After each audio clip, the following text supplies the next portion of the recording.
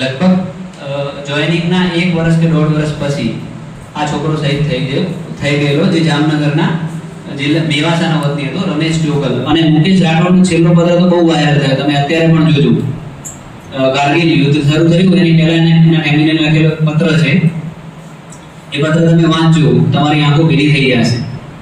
અને ઘણા બધા વર્ષો સુધી 1999 થી 2006 સુધી જે આપણે ચોપડાઓ છપાતા હતા એની પાછળ મુકેશ રાઠોડનો ફોટો અને એનો પત્ર છાપતા, પણ ધીરે ધીરે એ ટ્રેન્ડ ગાયબ થઈ ગયો. પણ તમે એક વખત જોજો, મુકેશ રાઠોડનો પત્ર આજે પણ તમને ઓનલાઈન મળી રહેશે.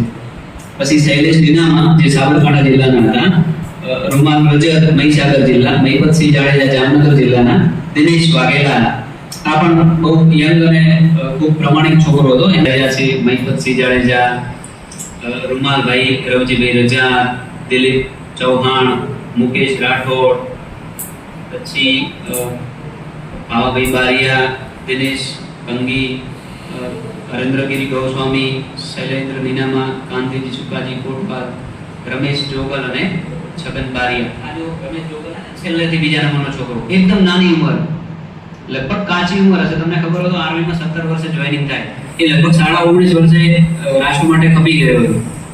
એટલે ખુદીરામ બોઝ અત્યારે પણ જીવે છે, આઝાદી સમયે પણ જીવતા હતા અને ભવિષ્યમાં પણ જીવશે. આ રાષ્ટ્ર 5000 વર્ષથી પોતાનું અસ્તિત્વ ટકાવી રહ્યો છે. એનું કારણ એક જ છે કે અહીંના નાગરિકો સમર્પણ અને ત્યાગની ભાવનાથી પોતાના રાષ્ટ્ર માટે જીવે છે. તો આપણે પણ એમના પગલે કંઈક શીખીએ અને રાષ્ટ્ર માટે કશું કરીએ. રાષ્ટ્ર વિરોધી પ્રવૃત્તિ થતી હોય અને એમાં આપણો મત ના આપવો, એ પણ એક પ્રકારની રાષ્ટ્ર સેવા છે. લગભગ ગઈકાલે તમે ઘણા બધા લોકો સોશિયલ મીડિયા ઉપર આ બધી વસ્તુ જોઈ હશે. છેલ્લે એક ડોક્યુમેન્ટરી જોવાની છે. તમે પણ ભારતીય લશ્કરમાં જોડાઈને આ રાષ્ટ્ર માટે કશું કરી શકો.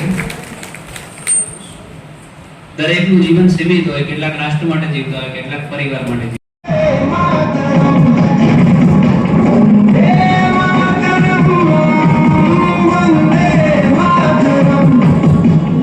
अगर मुझे अपने खून को साबित करने से पहले मौत आ गई तो कसम से मैं मौत को भी मौत की नींद सुला दूंगा।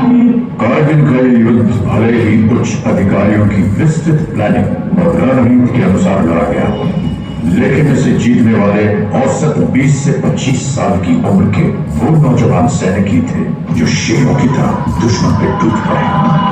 ये वो बेटे थे जिन्हें अपनी मां के आत्मसम्मान की चिंता अपनी जान से कहीं ज्यादा थी।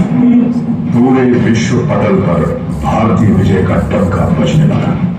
आज हमारा भारत विश्व में एक नई शक्ति बन के उभर रहा है।